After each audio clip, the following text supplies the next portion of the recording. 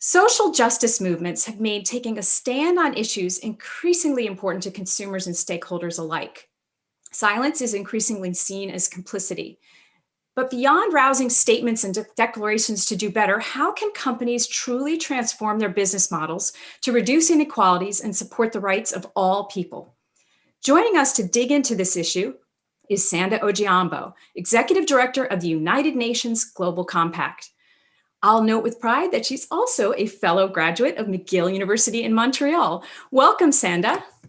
Thank you, Heather. So great to have you here, and great piece of history that you've dug up. I am a McGill grad for sure. So, and also prior to assuming your position in June 2020, you were head of sustainable business and social impact at Safaricom, a Kenyan telco. What inspired you to take on a public sector role? How will your private sector experience shape your agenda? You know, Heather, that's a great question. I always say to everybody, you've got to be able to sort of get into a job and think about where that job is taking you next. So, to answer this, I'll go back probably to my days at McGill and university, because I studied economics and development economics and later in grad school public policy. And when I started working as a young professional, it was very clear to me that in order for there to be a fundamental shift in all these equalities that you spoke about in your intro comments, there has to really be an all-of-sector, very multi-sectoral approach to driving this change. And so to many ways, my career has allowed me to peep into each of those sectors. I actually started off, for the first 11 years of my career in the NGO sector, really working in development, sleeve rolled up in the field. Then moved over to the private sector, where I spent the further 11 years. And now I'm in the public sector. So for me, it's really a completion of that circle, of really taking that wholehearted look at, what various sectors can do around addressing inequalities. So it's a little bit of a structured path, but each time I'm in a different sector, there's different views, different challenges, and certainly different opportunities. Great, thank you. Throughout the COVID-19 pandemic, business leaders have really stepped up in big ways, from helping build capacity for testing to collaborating on rapid development of vaccines. Is this involvement with social issues unusual, historically speaking? And how would you like to see this sort of action extended and deepened post-pandemic? Yeah, it's been an incredible year. We've seen partnerships unusual spring up. We've seen partnerships that have facilitated, the immense responses we've seen to just help us keep going during this year of pandemic. Business lines have shifted into sanitizer and essential production. The banking industry reshaped its views on credit, both for retail and institutions. We've seen huge innovations in things such as e-commerce and e-learning. And I have to say, business truly has stepped up to this. And, this is even reflected in perception surveys, where business is becoming a more highly trusted institution over time. And as you mentioned, vaccines have come to being in this recordly short time periods as well. And I think what COVID has shown us is that, we do need to continue to promote the spirit of solidarity and international cooperation, and really looking at social justice issues, placing them in the center as they need to be. But, there is a lot of work ahead. We have managed to collaborate and innovate around the pandemic, but there's an entire reset. We're dealing with one of the biggest global recessions in 8 decades. Statistics tell us that extreme poverty, childhood education have all been severely compromised. And, the lack of social protection will continue to exacerbate all of the gaps that we see. And at the same time, lots of small businesses have either just simply fallen off the map or created large amounts of unemployment. So these partnerships, as you mentioned, are really critical. And I just want to talk about 4 key things that these partnerships need to do. I think, first of all, businesses need to understand that it starts from within. For business to be sustainable and resilient, they really have to examine their own role in terms of sustainable and responsible business. Secondly, I think now more than ever, it's important that businesses do engage in the business of societal transformation. A business cannot succeed when the society around it is failing. The third is that we need multi-stakeholder partnerships and multilateral partnerships to be able to allow us to respond to these issues from a global perspective. And fourth, I just want to say that I think it's important for business to look at how it shifts its entire asset base, its human capital, its intellectual capital, its technological capital, and its financial assets to really look at addressing the sustainable development goals. A lot of the COVID recovery and certainly the COVID response will be focused on the SDGs, and we really need to marshal around these goals going forward. Mm-hmm. I wanted to key into something that every business member of the UN Global Compact commits to when they sign up, because you have the 10 universal principles, and the first one: businesses should support and respect the protection of internationally proclaimed human rights. So, to build on what you were just saying, what is considered as part of that commitment? Right. So human rights really are at the front and center of the work that we do at the Global Compact. And they're inherent to all of us. Every single person on this planet can fulfill and should be able to fulfill and enjoy their human rights. And we all have a role to upholding them. And business is certainly no exception for this. Business can't skirt around issues such as, sexual abuse, rights to life, rights to employment, rights to health and safety on the workplace, food, clothing, and shelter. We all play a role. And of course, this is then central for the Global Compact, as you said. And it really is one of the ways in which, for us at the Global Compact, we believe business can make progress to delivering on the SDGs. In fact, more than 90% of the 169 targets of the SDGs are linked to international human rights and labor standards. So it's truly impossible for business, and indeed anyone, to deliver on the global goals without making sure that human rights are front and center. Mm-hmm. So some of the practical things that we do is really look at concepts such as the UN guiding principles that make it very clear that businesses must have a due diligence process in place to account for their adverse human rights risks and impacts, if there are any, and also firm policy and commitments to prevent and to remedy these risks. But the truth is, Heather, unfortunately, most companies have not really moved yet beyond policy and commitment, because there's a big gap between aspiration, policy, and action. And for us, that's where, as the Global Compact, we believe that this corporate responsibility to protect human rights is fundamental. And we're really working towards that, calling for mandatory and voluntary measures around human rights, because it's encouraging to see companies take up voluntary measures, but these alone are not enough. Human rights are truly fundamental right for us. What's the most urgent human rights issue right now? I mean, you just laid out quite a few. Yeah, there's many, but let me talk about topical times. Let me talk about what's on the table, and I believe what is on the minds of millions of people. For me right now, I'd say racial inequality and the inequality we've seen that's continuing to grow and exacerbate around race issues is a key issue, because the racial inequality issue then leads to a lot of denial of fundamental rights, and I do think those are continuing to really polarize our societies, polarize business, and actually polarize our entire growth. Racism has a painful history. It's systemic. It's interlinked to many other issues. But I do think it is very important for the world at this moment in time to think about how we can begin challenging the orthodoxies and dismantling these systems around racism. I think that, if you took a human rights due diligence approach to some of the systemic race challenges that we face, we will realize that it's really important for companies to take an ongoing, analysis of race relations, race situations, and address the issues step by step. I just want to state that this is definitely not an activity or an event. It is a long-term process. And I think that companies must be able to embark on this journey with transparency, with openness, being bold and being candid to really address race relations.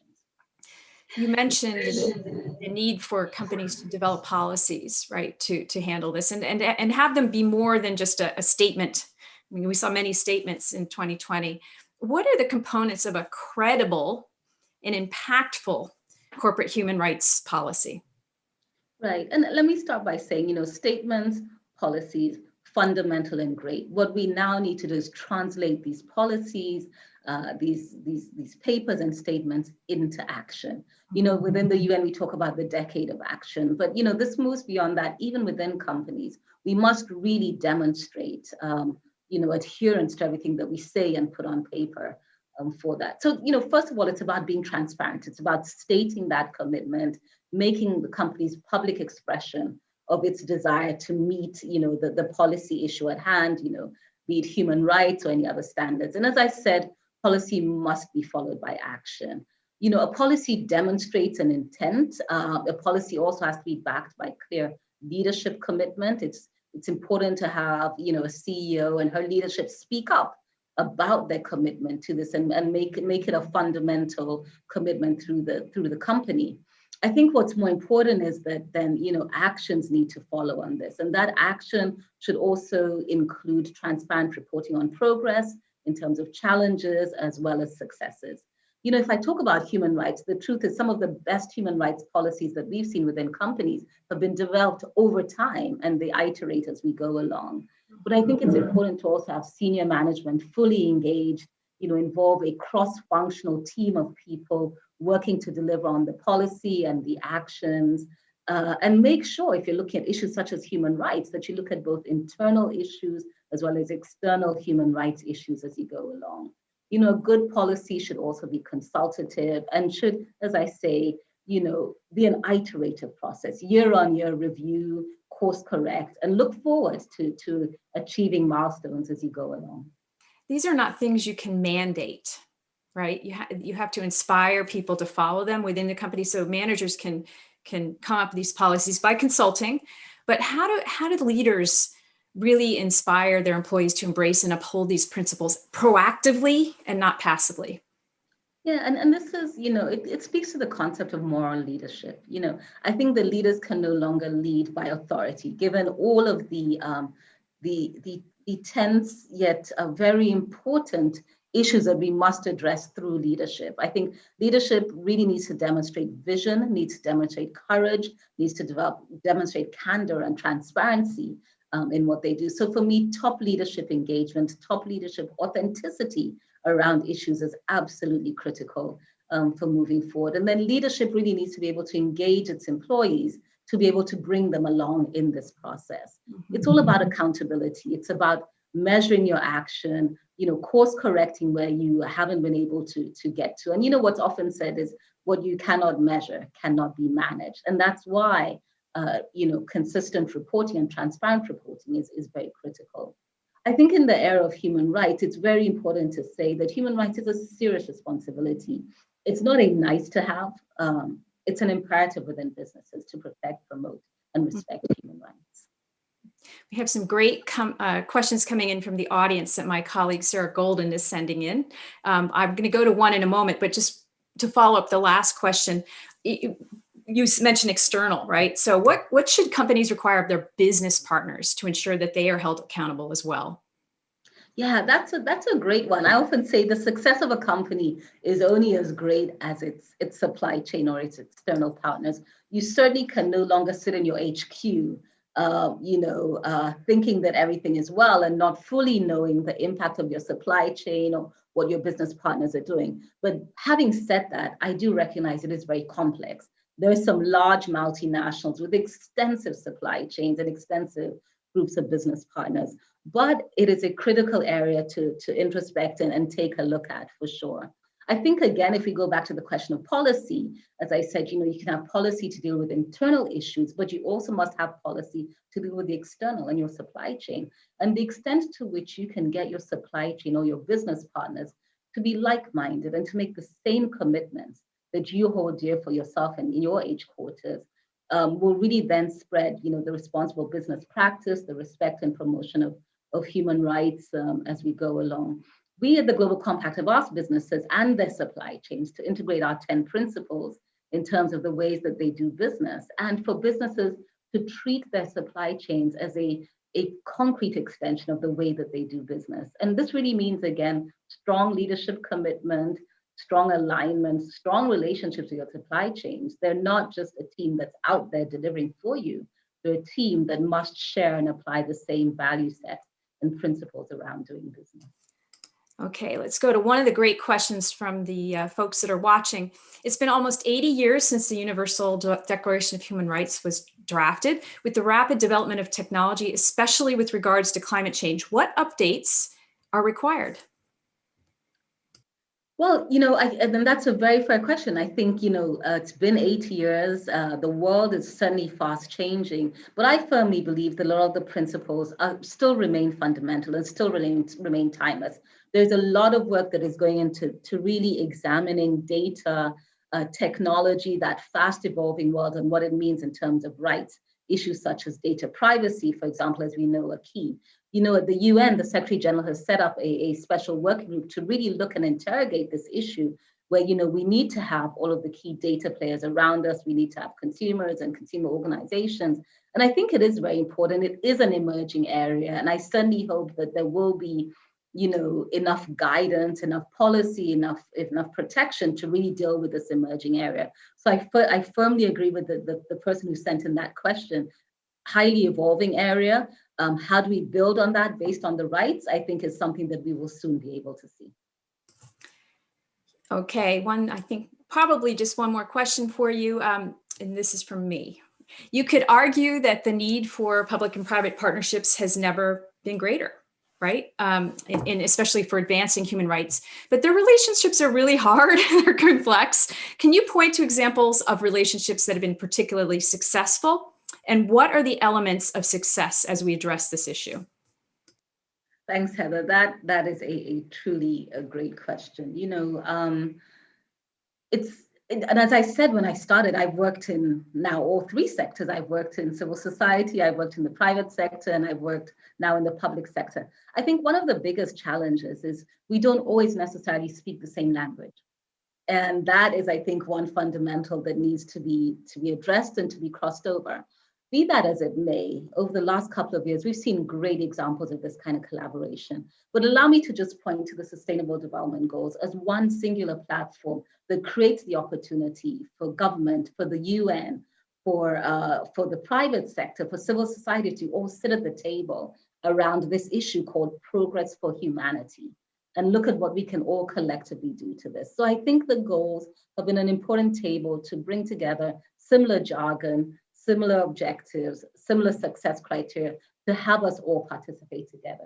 But if I was to really point to some of the most successful partnerships, Heather, I think they sprung about in this COVID era, and we alluded to them. We've seen competitors come together to deliver more output on specific products and services. We've seen governments be led by private sector to deliver on many issues. We've seen governments be responsive and flexible around policy issues, and we've seen civil society continue to come in and hold accountability on many issues. So I think there's a lot evolving around us. And I do hope that this spirit of unusual partnerships continues, not only for emergencies, but actually for a better way of doing business and of driving forward societal transformation. A follow-up to that, and because I've seen this happen a lot, companies aligning together across an industry to influence their supply chains. How important is that? I think it's important to the extent that, the world is getting smaller, and you probably find that there's a lot of overlap within supply chains. I think the positive influence is influence that allows, supply chain partners to really look at doing better and more responsible business. Positive influence is when, supply chains are facilitated in terms of growth, in terms of access to finance, and in terms of better business principles. And I think those are some of the ideals that business must look forward to going forward. I think it's important for businesses to really grasp the fact that they play a key role in ensuring the resilience and the sustainability of their own supply chains. And I think if COVID has shown us anything, that was it.